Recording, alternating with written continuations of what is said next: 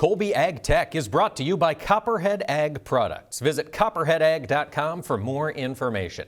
Max, I don't know about you, but I think driving has gotten a little hairier in the past couple of years. Oh, it's worsened, I think, since the pandemic. And farmers see it, of course, when they're hauling grain or perhaps moving farm equipment. I said to Chad Colby, give us some options, things to think about on a dash cam.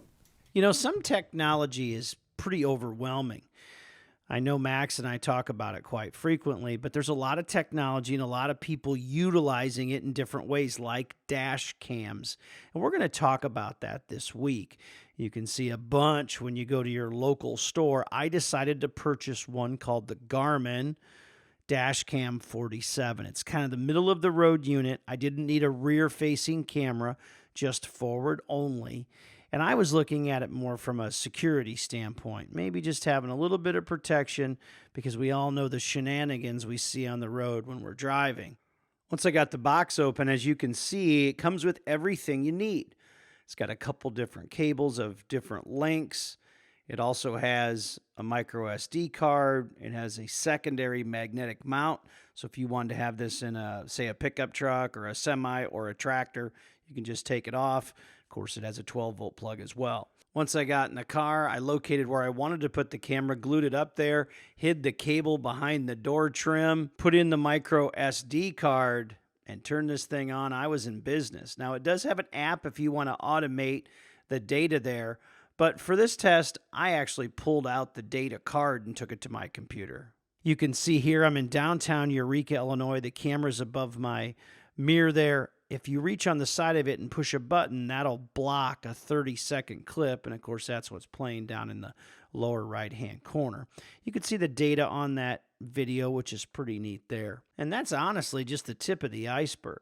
This camera, of course, has got a GPS that's built in. It's got voice control. It's got live monitoring if you wanted to hook it to Wi-Fi. Certainly you can get more advanced cameras that do all kinds of things like parking guard, record everything going around your vehicle.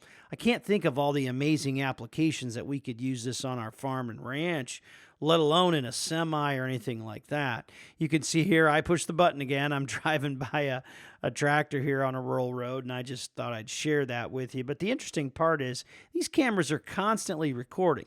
So if something would happen, you're going to have a recording of it for a lot of, I would say, good reason, of course. You won't believe what happens here in a couple minutes. I mean, you can't plan it, Max. You're going to see right here, I'm on a state highway coming up to another one. It's a four-way stop, and from the right-hand side, you're going to see a red car, and this lady never turned and looked at me and went right through the stop sign. So again, I just think this technology might help us protect ourselves a little bit. And what about putting this on a tractor or a floater? I think there's a lot of other applications we're not even thinking about. So it's a little bit confusing, a little dizzying when you look at the options in dash cams. Thanks to Chad Colby for helping sort it out for us.